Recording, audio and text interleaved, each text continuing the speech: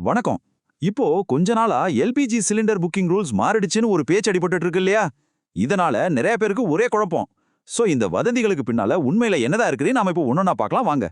சரி, முதல்ல எல்லாரும் கேக்குற அந்த ஒரு கேள்விக்கு வருவோம். கேஸ் சிலிண்டர் புக் பண்ற ரூல் உண்மையிலே மாறிடுச்சா? இதுதான் இப்போ ஹாட் டாபிக். வாங்க, இதுக்குள்ள என்ன இருக்குன்னு நேரா போய் பார்த்துருவோம். இந்த வதந்திகள்லாம் எங்கிருந்து கிளம்புச்சுன்னு தெரிஞ்சுக்கிறதுக்கு முன்னாடி முதல்ல எதனால கேஸ் சப்ளை பத்தி ஒரு பதட்டமான சூழல் உருவாச்சுன்னு நாம புரிஞ்சுக்கணும். அது தெரிஞ்சாதான் மத்ததெல்லாம் புரியும். பாருங்க, இந்த ஒரே ஒரு நம்பர் தான் எல்லாத்துக்கும் காரணம். 60%. ஆமாங்க, இந்தியாவுக்கு தேவையான எல்பிஜில 60% நம்ம வளைகுடா நாடுகள்ல இருந்து தான் இறக்குமதி செய்றோம். அப்ப யோசிச்சு பாருங்க, நம்ம எந்த அளவுக்கு அவங்கள சார்ந்து இருக்கோம்னு. இதுதான் எல்லா பிரச்சனைக்கும் முதல் புள்ளி. சோ இப்படி நாம மத்தவங்கள நம்பி இருக்கிறதுனால என்ன ஆகுது?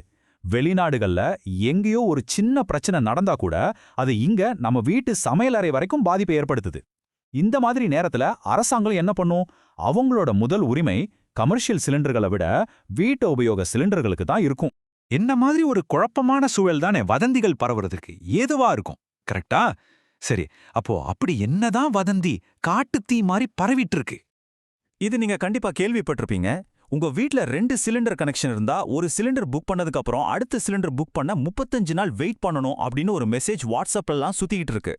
வதந்தி இதோட மட்டும் நிக்கல. அடுத்ததா நேரடியா உஜ்வாலா திட்ட பயனாளிகளை டார்கெட் பண்ணி இன்னொரு தகவல் பரவுது. அவங்களுக்கு இருந்த 20 நாள் புக்கிங் கேப்ப டபுளுக்கும் மேல, அதாவது 45 நாளா மாத்திட்டாங்கன்னு சொல்றாங்க. பாருங்க, இவ்ளோ பெரிய வித்தியாசம். ஓகே, இப்போ வதந்திகள் என்னென்னு பார்த்தாச்சு. ஆனா இதுல எது உண்மை? கவர்மெண்ட் சைட்லேருந்து என்ன சொல்றாங்க?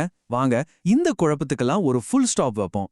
மத்திய பெட்ரோலிய அமைச்சகம் ரொம்பவே திட்டவட்டமா ஒரு விஷயத்த சொல்லியிருக்காங்க.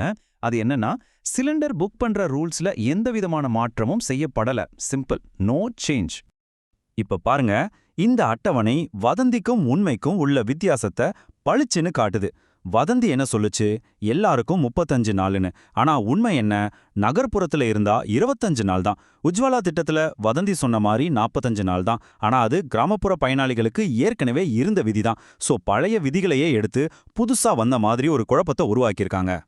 சரி, ஒரு நிமிஷம். கவர்மெண்ட் ரூல்ஸ் மாறலன்னு சொல்லுது. ஆனா நிஜத்துல ஏன் நிறைய பேருக்கு சிலிண்டர் வரதுக்கு லேட் ஆகுது? ஏஜென்சிக்கு ஃபோன் பண்ணா ஒரு பதில் சொல்றாங்க. இது ஏன் நடக்குது? இதுதான் இப்ப நாம கேட்க வேண்டிய $1 மில்லியன் கேள்வி. இங்கதான் ஒரு பெரிய கேப் இருக்கு. அதாவது அரசாங்கத்தோட அறிவிப்புக்கும் நம்மளோட அனுபவத்துக்கும் நடுவுல. மக்கள் என்ன சொல்றாங்கன்னா, பாரத் கேஸ் ஆப்லயே 30 நாள் கேப் காட்டுதுங்க, புக் பண்ணி 10 நாளைக்கு மேல ஆகுது, இன்னும் சிலிண்டர் வரல. சில டிஸ்ட்ரிபியூட்டர்ஸும் நீங்களே வந்து எடுத்துட்டு போங்கன்னு சொல்றாங்க. இதனால தான் மக்கள் ஒரு விதமான பேனிக் புக்கிங் செய்ய ஆரம்பிக்கிறாங்க. இதுதான் கள நிலவரம். சரி, இந்த மாதிரி ஒரு சூழ்நிலையில ஒரு கஸ்டமரா நாம என்னதான் பண்றது? நம்மளோட பங்கு என்ன? இந்த மாதிரி குழப்பமான சூழல்ல டென்ஷன் ஆகாம இருக்க நீங்க செய்ய வேண்டியது 3 விஷயம்தான். முதல்ல, வாட்ஸ்அப்ல வர எல்லாத்தையும் நம்பாதீங்க, அதிகாரப்பூர்வமான தகவல்களை மட்டும் நம்புங்க. ரெண்டாவதா, பதட்டப்பட்டு உடனே புக் பண்ணாதீங்க, நாட்டுல போதுமான அளவுக்கு கேஸ் ஸ்டாக் இருக்குன்னு அரசாங்கமே சொல்லியிருக்கு. கடைசியா 3ஆவது விஷயம் என்னன்னா, ரூல்ஸ் மாறாம இருக்கலாம், ஆனா உங்க ஏரியாவுல இருக்கிற விநியோக சிக்கலால டெலிவரி லேட் ஆகலாம். அதையும் மனசுல வச்சுக்கோங்க. கடைசியா ஒரு முக்கியமான கேள்வியோட இதை முடிப்போம். அரசாங்கம் ஒன்னு சொல்லுது, ஆனா மக்களோட அனுபவம் வேற மாதிரி இருக்கு. இந்த மாதிரி ஒரு இடைவெளி ஏன் வருது? ஒரு நெருக்கடியான சமயத்துல நம்மளோட கம்யூனிகேஷன் சிஸ்டமும் சப்ளை சிஸ்டமும் எந்த அளவுக்கு திறமையா செயல்படுதுங்கிறத பத்தி இது நமக்கு என்ன சொல்லுதுன்னு யோசிச்சு பாருங்க.